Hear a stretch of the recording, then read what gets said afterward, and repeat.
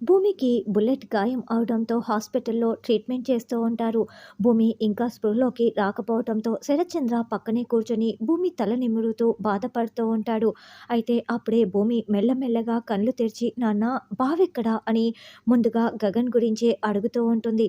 సూర్య కూడా పక్కనే నిలబడి ఉంటాడు. ఓహో, స్పృహలోకి వచ్చిందా అని సూర్య వెటకారంగా మాట్లాడుతూ ఉంటాడు. ఇక శరత్చంద్ర భూమి చేయి పట్టుకొని ఉంటే నాన్న బావెక్కడ నాన్న చెప్పండి నాన్న అని బతిమలాడుతూ అడుగుతూ ఏడుస్తూ ఉంటుంది. సూర్య భూమి కళ్ళు తెరవగానే వాడి గురించే అడుగుతుంది. వాడి వల్లే కదా భూమికి ఈ పరిస్థితి వచ్చింది అని శరత్చంద్ర అంటే, సార్ డాక్టర్ మీతో మాట్లాడాలంటున్నారు, ఒకసారి రండి అని సూర్య చెప్తాడు.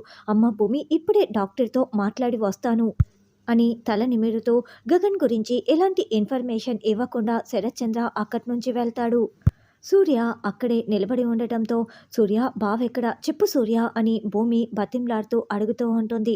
జరగకూడందే జరిగింది భూమి అని సూర్య చెప్పగానే ఇక భూమి విలవిలలాడిపోతూ సూర్య అసలు ఏం జరిగింది చెప్పు బావెక్కడ, ఏం జరిగింది చెప్తావా లేదా అని భూమి మరింత ఏడుస్తూ బతిమలాడుతూ ఉంటుంది.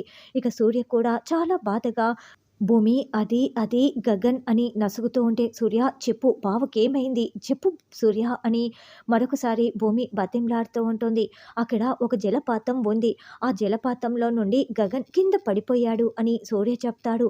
దాంతో భూమి ఒక్కసారిగా మరింత కుప్పకూలిపోతూ బావ బావ జలపాతంలో పడిపోయాడా, అంత పెద్ద జలపాతంలో నుండి బావ ఆ జలపాతంలో పడిపోయి ఉంటే బావకి ఏం జరిగి ఉంటుంది, లేదు నా బావకి ఏమీ అయి ఉండదు, నా బావ నాకు కావాలి, నా బావ నాకు కావాలి అని భూమి ఏడుస్తూ ఉంటుంది. మరి జలపాతంలో పడిపోయిన గగన్కి కూడా అమర్ లాగానే గతం మర్చిపోతాడా, మరి గగన్ ఎక్కడ ఉన్నాడు, రానున్న ఎపిసోడ్లలో గగన్ భూమి ఎలా కలవనున్నారన్నది తెలుసుకుందాం.